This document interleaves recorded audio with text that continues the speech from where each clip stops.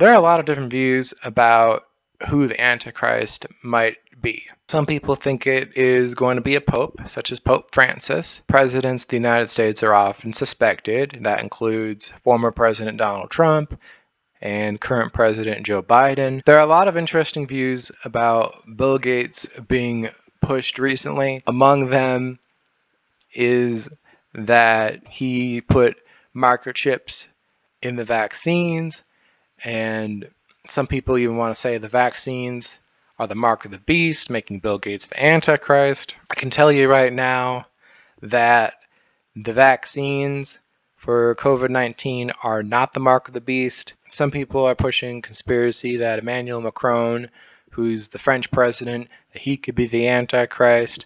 And what I'm going to say about all of these is that these and many other popular guesses, they're false. And I think that a lot of these false views are out there because people haven't been studying their Bibles enough, but are being too caught up in partisan politics or conspiracy theories without really considering what the Bible actually says on these matters. So in today's video, I will tell you 3 key things about the Antichrist to help prevent you from falling into false beliefs about who the Antichrist is, and know when people are telling you false information about who the Antichrist could be.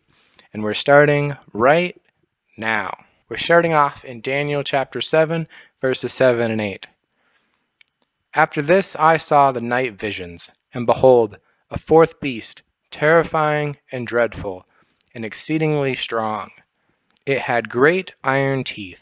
It devoured and broke in pieces, and stamped what was left with its feet. It was different from all the beasts that were before it, and it had 10 horns. I considered the horns, and behold, there came up among them another horn, a little one, before which 3 of the first horns were plucked up by the roots.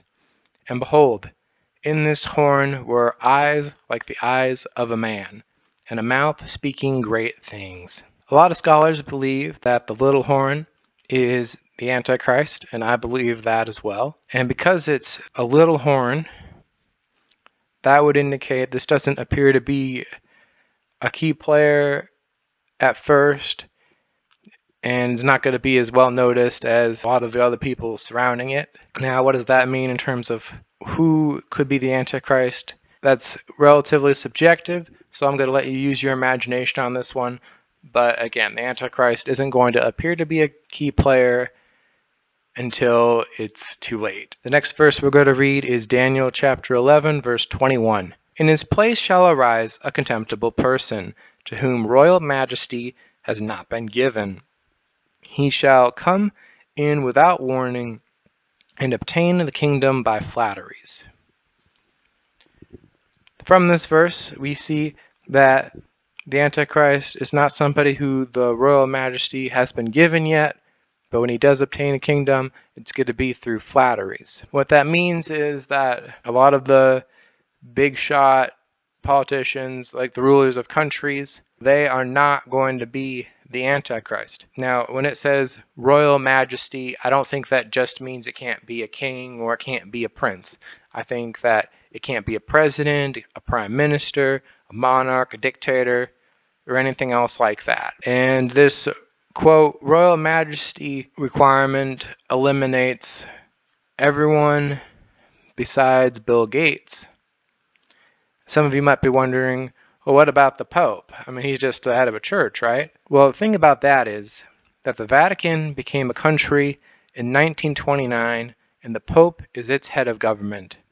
And if it's a head of government, then I would think that that would also qualify as having obtained the royal majesty, and therefore I do not think the Pope would qualify for a possibility of being the Antichrist. The next verse we're going to read is in Revelation chapter 13, verse 1. And I saw a beast rising out of the sea, with 10 horns and 7 heads, with 10 diadems on its horns, and blasphemous names on its heads. The beast in this verse is referring to the Antichrist.